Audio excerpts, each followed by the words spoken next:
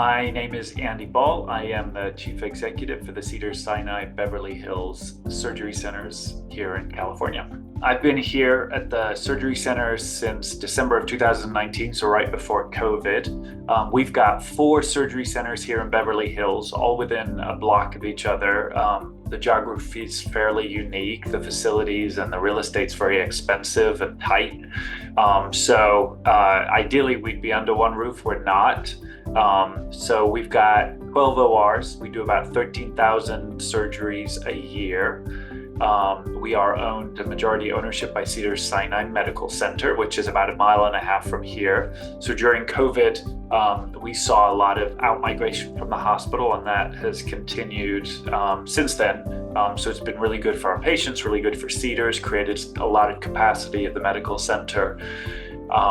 We cover almost every specialty, I think with the exception of cardiology and vascular, which we don't do, partly because cardiology isn't approved yet in California, and then the vascular has always been a struggle from a clinical standpoint.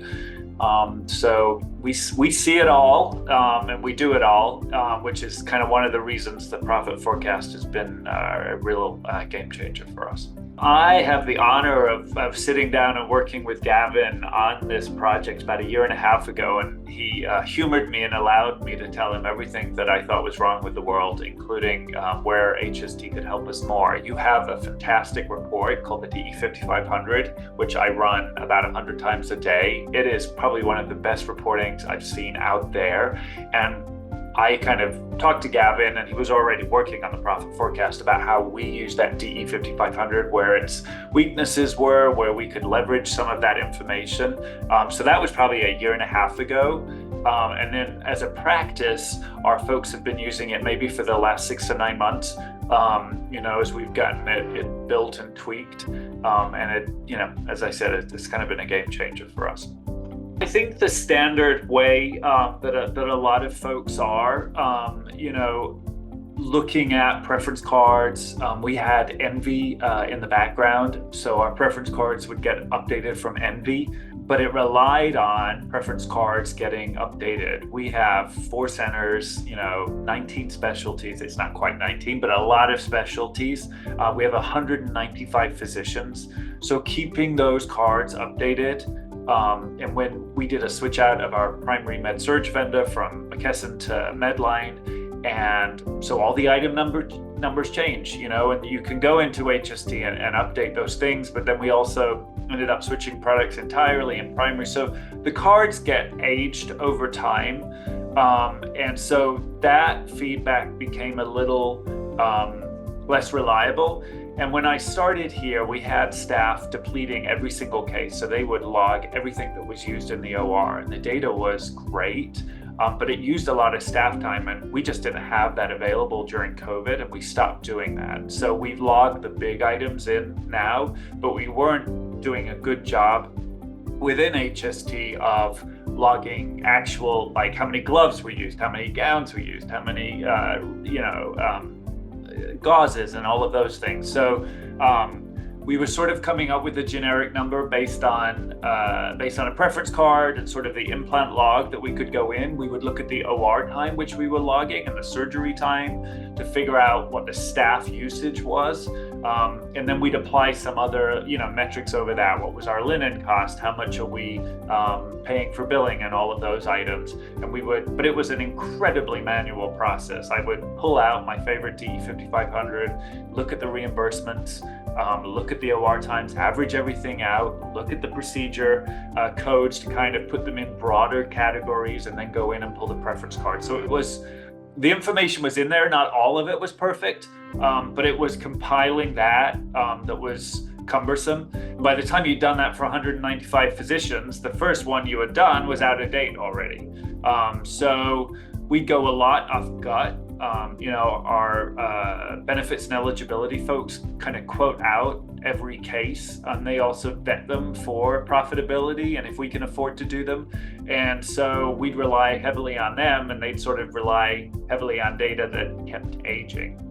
So it was a really manual process. The data was there for the most part, but it just incredibly manual. I think over time, we struggled with revenue cycle during COVID. We saw a huge uptick in AR, as I'm sure many people did. We were basically concentrating on getting the cases out here and accommodating them. We were short-staffed. It was hard to hold on to staff. The payers had sent all their staff home. So we saw a lot of bad debt and a lot of adjustments. We started a project about 1.5 years ago where we really kind of dove into all of our processes, but looked at every single adjustment and where did we screw up? Where did the billing company screw up? And there's stuff on both sides, but we're all about fixing that stuff. And I think, as we saw missing reimbursements because we weren't being paid for an implant we thought we were, that had massive consequences. We had $405,000 of an implant, and I'm not going to name it in shame, that was not reimbursable, that we were under the impression was. And I thought we got to have a better way of doing this. Our financial counselors are going in to HST, they're typing in the CPT code, and it's giving us what the contract amount should be. But it can't arbitrate whether, Blue Cross considers this an anchor or a suture. And so we were trusting that data and not measuring it against what we were actually getting reimbursed. And so that was sort of one of the things that I was expressing to Gavin at HST. I think there's a real need for this information. And so I had developed a pivot system in a CSV file from DE 5500, and we were, pulling that data in. And then just a realization that, if I would have my supply chain folks dive into a case cost, it would take forever because they were so detail oriented. And really, we only need to be 80% accurate on that stuff. If your margin is so tight that it matters that an extra set of gloves were used, you got a bigger problem. And so I wanted to pick the good parts and the parts that we were engaging in with HST. So we were already putting in the implant cost, the really expensive, bits of equipment. We were already putting in the OR time, the surgery time, the pre-op time, the recovery time. So we had a good understanding of how much of our resources were being used there. We have excellent information in HST on what we think we should collect and then what we are collecting. And then we can group it nicely into these procedure codes. So I really came to look at it and I said, we got to stop driving ourselves crazy, diving in on all of these details. We need to get 80% of the way there, and we need to make our decisions based on that. And if there's something that's close or we don't feel is accurate, let's dive in on that one procedure or that one physician, and let's not drive ourselves crazy on everything else because it's impeding us making decisions and moving forward as a business. So that was really kind of the impetus to engage with the profit forecast. We look at every case, right? But we also want to look at the bigger picture. If a surgeon's going to do a loser case, but it's in the middle of a lineup, you got to take the good and the bad. And so there was this nifty little section that said, okay, this case is going to lose you money, but the whole day of this doc, the profit forecast is going to be, this amount of money. So that was one thing. All of a sudden, everything that was manual done on a piece of paper or typed into the notes section of HST that was there that we could go retrieve but was very manual was suddenly in one spot, and everybody in the organization who had access could look at that and get a better feel for it. The other thing, I immediately pulled up this surgeon that we were having a problem with this implant that we had spent $405,000 on over the last 12 months that we figured out was not reimbursing. I asked to click on that name. Gavin was demonstrating this, clicked on the name, and boom, the problem was immediately identified. There was the delta between what HST was telling us we should, per the contract, so HST was doing nothing wrong. We should have collected. And then there's the gray line that tells you, historically, for zero balance cases, you've actually been collecting this. So what we had spent a lot of time figuring out and digging into was right there. We would have identified that problem, $50,000 into it, and we would have saved ourselves $305,000. I mean, it was that, boom. What I always say to everybody when I talk about HST profit forecast is you can choose to engage with the practice management software as much as you can. So if you don't have resources to type in, and collect the data on OR time, although that would be the one thing I would highly say, track your OR time and your recovery time. Don't worry so much about pre-op, if you don't have the resources. So the product really allow you to engage as much with practice management and leverage the tools that are in there as possible. And then if you don't have those resources, if you immediately want to get to some answers and you have some generally good assumptions, you can put those in immediately and transform your understanding. And then over time, as you want to get more sophisticated with that, or you get more resources, you can engage more with practice management and ratchet down those assumptions, right? And get a little more specific. But I don't want to spend my time, my staff time of the techs depleting a case, right? It doesn't make sense for me to pay what we pay here in Beverly Hills, California, to a surgical tech to deplete the case, when I know, here's a rough threshold of what we're spending on the disposables. I want to make sure I absolutely understand the implant cost, absolutely understand how long they're in the OR, and absolutely understand what the payers should be paying me and what I'm collecting. Those are the important things for me. Other people might say, I really, really have to nail down, I've got such tight margins, I need to know specifically what that physician is spending, how many sets of gloves they're using, how many times they're breaking scrub and changing the gown. So, there was a lot of wow moments, and it's just great, and it's there, and it's a dashboard, and it's sort of your work queue for the day, and it gives all of us a better overview of what's going on in 5 seconds, as opposed to, what would have taken us hours and hours before and would have not been as, presentable or informative as the way that was laid out. So we do think a little differently here than some of the other surgery centers. I budget every single physician. So that's how many cases I anticipate they're going to perform for the year. But then that also allows me to budget. What's my staffing? How much staff time have they taken in the past? How much do they use in the OR? What can I expect on implants, on sutures, on disposables, all of those things. And so again, I could use the DE 5500. I would do that once a year and set the budget for that following year. This now provides all of that information with the click of a button.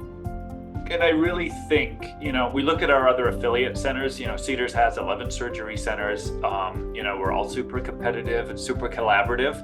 And everyone has a different way of setting their budget, but we've sort of locked in on the right way to do it is by physician. So if you have to explain a variance, and a physician departed, that explains the variance, but then I know what that impact should be on my reimbursements, which is really pretty standard, but then also down to what should it be on staffing, what should it be on the supplies that we're using, on the linen costs and everything else. So it really has transformed what was, again, a very manual process into something that's got hard data baked into it. And the way that HST has set up that profit forecast, you can expand the data set that it's looking at, or you could say, I only want you to run back 6 months and pull the data and the analysis based on the last 6 months. Maybe you suddenly saw a contract renegotiation that kicked in 6 months ago and you don't want to look back to the prior 12 months. Or you don't feel like you have enough history in the last 6 months, so to get a better analysis, you can go back 12 months. So it's really kind of transformed that process, and it's also allowed us to be a bit more dynamic on our analysis. So when we're looking at, the next tranche of out-migration from the hospital, we can look at it in terms of how does that impact the organization? Do I have enough OR time out there to accommodate these cases based on the average run rate of those times? So it's really created a very powerful tool for us. Again, all of that information is in HST, possibly some of it, most of it, but it, instead of me doing the analysis and clicking and exporting and changing from a CSV to an Excel and sorting columns and stuff, it's just there. And it's dynamic, so it changes in the moment. And I think that's the really important thing. The payers like to issue these new policies, which they'll send out in the mail and you don't see until 6 months later. And all of a sudden, if this code is combined with this code, the procedure is not reimbursable. How would you ever catch that? short of looking at what's your expectation versus what you're collecting. And so it's a nice early warning system, and it's just been, transformational. Our staff obviously have one-stop shop now for everything. It's also allowed folks to hand off stuff and to prioritize the work queue, right? So the first thing they do, and it's probably not the first thing they do at the start of the day, they grab a cup of coffee, but the second thing they're doing is running through that list and seeing where are my red flags. And is it, because I haven't loaded in the specific implant cost? Is it because, the assumption on this case is wrong, or is it because the case is a loser? And then what are we going to do? If we have to go talk to the physician and say, hey, you can do this case, but we can't have you using this particular supply, is there another, plate or screw that you could use or vendor that you would be willing to use? So instead of that decision being retrospective and then we punish the physician going forward, we've got plenty of time ahead to go in and approach the physician and say, hey, if you want to do that case here at our surgery center, we're going to ask that you use A, B, and C. If you're not willing to, is there another location you could go to? So we can avoid, a bad physician experience and a bad patient experience. And the physician never wants to get that call the night before surgery saying, can't afford to do your case. We would never do that. I don't want to do that. So the outcome was always that we would lose money on that case. So from a staff perspective, again, it's that automation, it's in one spot. They can easily hand over a work queue. So if you're out for, for a hot minute, if hopefully you get to take a vacation, other staff members can pick up that workflow and it's easy for them to see. And everybody's working off the same system. There's no different assumption on, but we factor in linen cost and you don't, or we factor in, this for our staffing and you don't. It's a set rule book that everyone's agreed to. We have 4 centers, so the 4 centers are set up slightly differently and they have slightly different cost structures. So you can be as prescriptive or descriptive as you like. So that's been very helpful. The board doesn't engage in the actual tool themselves, but they see the reporting that comes out of it. And when we're able to identify, so one of the, sort of the fun things that we like to do for the board is explain where we've made improvements, right? So we had a hand surgeon before who used a very expensive blade for their carpal tunnel. The blade was almost as much as Medicare was going to pay for us. And we were able to identify that early on, work with the physician, see what it looked like in the context of their entire lineup, right? And so we were able to go to the board and say, he really, really, really thinks this blade is useful for the patient. It's safe, it has better outcomes. It means on these Medicare cases, we're going to lose money. But when we look at his mix overall, it's not a bad thing. And given he's such an advocate for this product, what do you board think about us continuing to use that? So those kinds of decisions, it allows us to go with some great information, for the board so that they can make these decisions. In a really short amount of time, like an hour, you could, if you had a decent knowledge of your business, which all of your administrators are going to have a gut check on this, you could go in and immediately begin to see some of the impact of the profit forecast. We all get these pitches as administrators for a new technological solution, and it looks amazing. And then they ask you to build it on the front end, and the build is so painful that you never build it correctly. And so it never works, and then you don't engage with the product. So this one really allows you to sort of tune in or tune out, and it allows you to get going quick, and then after the fact get more sophisticated in the areas you want to get more sophisticated on. It's very interactive, right? So you'll have seen, I don't know, folks that haven't been early adopters with this, but there's always updates coming out and it's always being improved. Hopefully, they weren't just taking, and I know they weren't, like my particular bias on these things when we looked at some of my early suggestions and frustrations with what we have to do on a day-to-day basis. But it's a constant improvement, and every time I go in there, I'll think, ooh, if we could do this with it, that would solve this problem. And we're seeing those changes come out. And it just shows a real understanding for, what we as administrators need. And it it is quick decisions and quick, valuable information in one spot that grabs all of the important parts of what we do on a day-to-day. And so I think that the team's just been kind of stellar at understanding, our struggles, where we need the support so that we can focus on the important, stuff, which is the patients, and making sure we give awesome care. Yes, I absolutely would. Again, I think it's just one of those things. If you're starting a brand new surgery center and you don't have a whole lot of data, you can work with it, right? It's an immediate tool that you could use to forecast, just as the title says. And then it could be for those folks out there who are 3 years into HST, still haven't quite engaged with it in the way they had hoped. And it's a bit clunky because they're not putting X and Y in. It's a way to kind of revitalize that and to get more out of HST than they might be getting today. And then for those practices that are incredibly sophisticated, using it exactly the way you intended it, it now is that shortcut tool that takes all of that awesome data that you're putting in there and puts it in a really digestible, functional, useful format for you to actually go out and implement the changes that you need to make.